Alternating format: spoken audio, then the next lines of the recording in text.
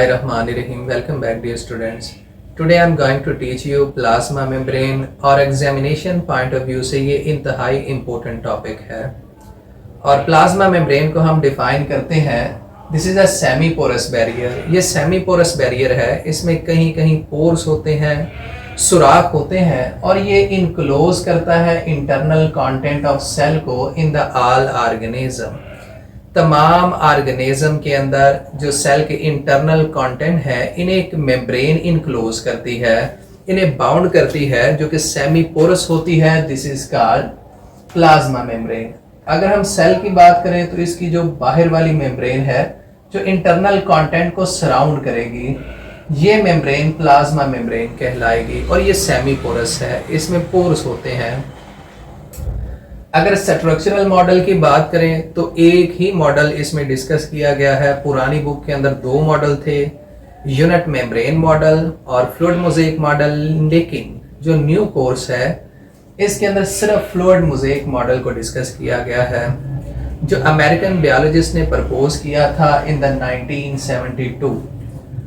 First scientist है S J. Singer, Seymour Jonathan Singer इसका complete name है, और Garth Nicolson, this is a second scientist. और इसकी स्टेटमेंट थी कि जो प्लाज्मा मेम्ब्रेन की बेसिक फाउंडेशन है, जो बुनियाद है, जो बेस है, ये फास्फोलिपिड बाइलेयर है और इसके अंदर कलेक्शन ऑफ प्रोटीन फ्लोट करते हैं।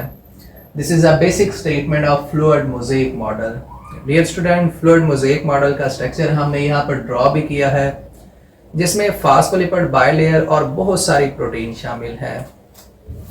तो आपको ये जो ब्लूइश लेयर यहाँ पर नजर आती है, ये वाली, और यहाँ पर और दरमियान में reddish, this is a layer of phospholipid, जिसमें यहाँ ऊपर हेड्स मौजूद होते हैं, इस फॉर्म में इस तरफ भी हेड मौजूद होते हैं और दरमियान में ऐसे टेल होती है। पूरी मेम्ब्रेन के अंदर फास्फोलिपिड की टेल ऐसे इनवर्ड होगी और हमेशा जो हेड है ये एक्सटर्नल इन्वायरमेंट को फेस करेगा और इंटरनल साइटोसोल को फेस करेगा, जबकि टेल ना एक्सटर्नल इन्वायरमेंट को फेस करती है ना साइटोसोल को करती है।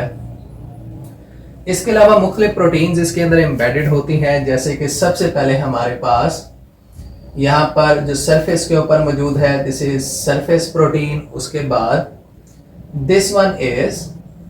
This one is globular protein, और उसके बाद ये जो स्पाइरल शेप प्रोटीन है, this is called integral protein.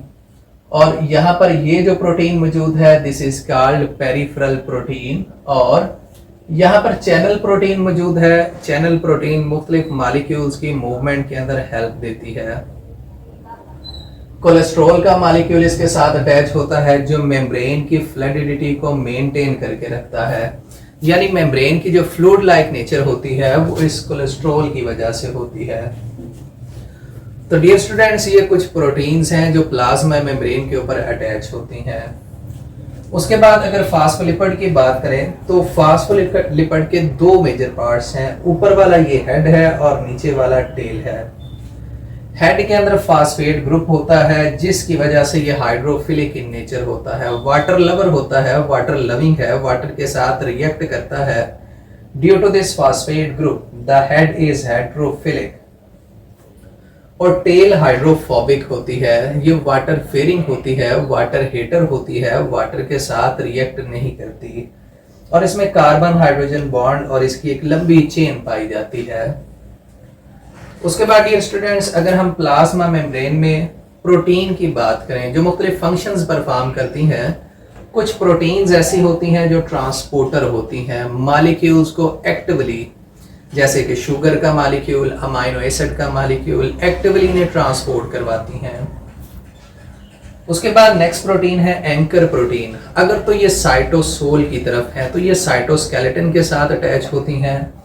अगर ये साइटोसोल से बाहर है, एक्सटर्नल इन्वायरमेंट को फेस करती हैं, तो ये एक्सटर्नल फाइबर को अटैच करके रखेंगी। एक दफा फिर सुन लें, अगर एंकर प्रोटीन साइटोसोल की तरफ है तो ये साइटोस्केलेटन को होल्ड करती है, अगर बाहर की तरफ है तो ये एक्सटर्नल फाइबर को होल्ड करेगी।